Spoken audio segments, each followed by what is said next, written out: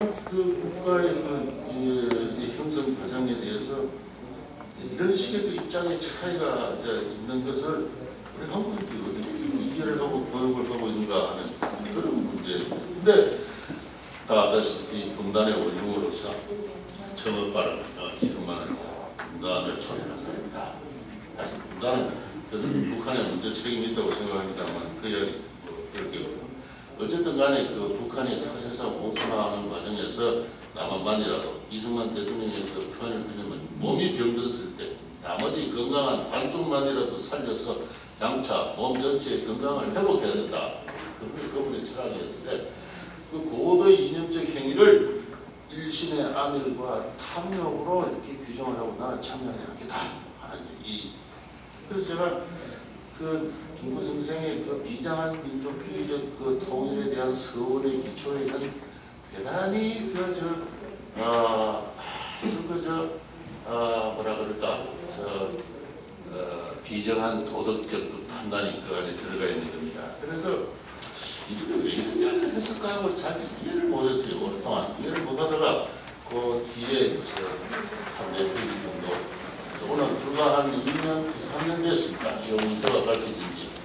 그 이승만 대통령의 사저인 그 이화장의 대통령 문서가 반영이 있는데요. 발굴도 정리도 안 된 채 반영 문서 있다가 그 뉴욕연수대학의 그 이승만 연구소 그 위원회 교수에 의해서 정리가 되고 아직 다 정리도 안 된 상태에 있습니다만 그 과정에서 발굴된 영어 문서입니다. 영문 문서인데 이 영문 문서 당시 서울의 유엔 한국위원회의 중국 대표로 서울에 주재하고 있던 유어만 씨라고 있습니다. 이 유어만 씨가 동국 정부의 지시를 받아서 김구와 면담을 한 그 결과 면담의 내용을 동국 정부에 보고한 보고서입니다. 그리고 이 영어 문장을 보면 이 to be kept in top secret 해서 secret이었어요. 탑 그 비밀 문서. 그게 이제 이승만 대통령과 한국 사본이 전해져가지고 대통령 지금 사저에 오랫동안 묻혀 있다가 한 2, 3년 전에 발굴이 됐습니다. 그런데 그 영어 문서를 전 통일부 차관하신 이동국 선생이 번역을 해서 어느 사석에서 그 이야기를 하길래 제가 그거 좀 하나 주십시오 해서 그 원문하고 제가 번역을 제가 하고 있습니다. 그래서 혹시 그 영문 원문이 필요하면 제가 연락하면 제가 이메일로 보내드리겠습니다. 이거는 이동국 씨가 번역한 여기도 보면은 이 유머만 씨가 그 동국 정부의 그 지시를 받아서 김구 선생하고 면담을 몇 차례 주장하지만 잘 되지 않은 그런 그래서 불시에 그 경호장을 찾아갑니다. 찾아가서 상당히 그 김구 선생이 깜짝 놀라는 이런 장면부터 시작을 하는데요. 그렇게 해서 동국 정부의 그 메시지를 전합니다. 당신은 공산주의자다. 이걸 물어봅니다. 만약에 당신이 공산주의자라면은 앞으로 관계를 끊겠다. 그와 같은 내용입니다. 그래서 다 아다시피 김구의 임시정부가 중국에 있을 때는 장제석 총통의 많은 지원을 상당한 지원을 받았는데 그 지원을 받는 것이 이제 공산주의로 투쟁을 같이 하기 때문에 김구 선생의 최근 행동을 보니까 좀 의심스럽다. 그래서 그걸 확인을 하는 겁니다. 그게 이 유어만 씨가 동국의 정부의 훈령을 받고 김구를 만나려고 했던 기본 내용입니다. 그 목적입니다. 그래서 그때 그 질문에 대해서 김구 선생은 내가 거기에 대답할 수 없다. 대답할 수 없고 조만간 내 입장을 밝히겠다. 내 마음속에 내 아주 가까운 사람에게 이야기하지 않은 깊은 비밀이 있는데 조만간 밝힐 수밖에 없다. 그래서 조금 기다려줄 수 없느냐. 이게 이제 그 대단의 기본 목적이고요.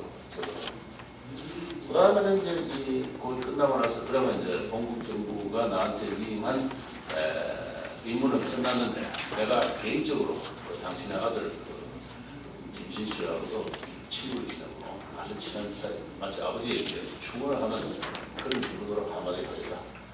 이게 48년 7월 대답입니다. 앞으로 한 달 뒤에 성립하는 대한민국 정부에 참여해라. 중국의 모든 당신의 친구들이 다 그렇게 간절히 원하고 있다. 원하고 있고 내가 이승만 대통령하고도 만나보니까 누구만 참여해 준다면 얼마든지 문은 열려 있다. 그래서 왜 참여하지 않느냐. 중국 속담에 형제들이 싸울지언정 이웃에게 들려서는 안 된다. 그런데 당신들 왜 그렇게 싸우고 있느냐. 그래서 참여해라. 부통령으로 참여한다면 자유우익 진영에 얼마나 큰 힘이 되겠느냐. 그와 같은 거. 그랬더니 김무성이 그걸 노한다. 그래서 아까 성명서에서 나온 대로 내가 일신의 안위를 위해서 단독적으로 영달을 위해서 참여할 수 없다. 그리고 한민당하고 어떻게 같이 할 수 있느냐. 그게 그 이유로 이승만이 한민당하고 정치하고 있는데 내가 어떻게 그 한민당하고 더러운 정치적 투쟁을 하면서 그 진흙바닥에 몸을 담겠는가. 그와 같은. 그래서 이 부분을 읽을 때 제가 참 가슴이 왜 한국인들은 김구 선생하고 한민당하고 원수가 될 이유가 없습니다.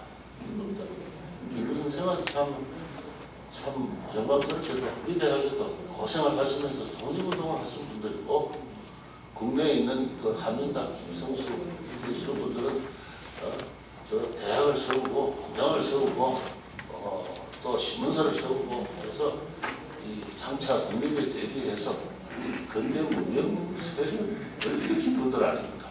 순 농민들만 되는 근대 국가를 세울 수 있는 것이죠.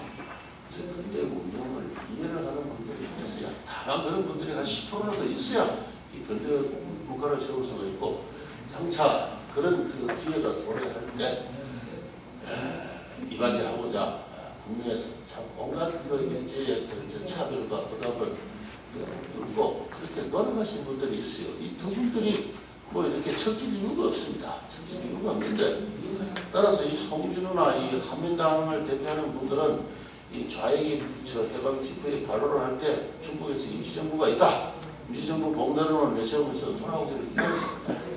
그래서 또 그분들은 또 입장을 달리해서 보면 또 상당히 일제와 불가피하게 그 현명한 측면도 있고 하니까 정치적 분위기가 상당히 약합니다. 대중적 리더십이 약한 분들이고 하니까 중국에서 임시정부가 돌아오면은 그 임시정부를 중심으로 해서 정국을 해야 된다라고 주장을 하는 분들이고 그렇게 해서 이제 임시정부가 돌아왔습니다. 돌아와서는 이제 이렇게 음식점에서 이렇게 자리가 이렇게 마련되어서 참 송진호, 장경수 이런 분들이 임시정부를 환영을 했는데 그 자리에서 그 내무부 장관 하던 신익희 씨는 국내에 남아있었던 사람들 전부 친일파, 처형돼야 해 뭐 이런 얘기를 했어요. 그게 46년 총각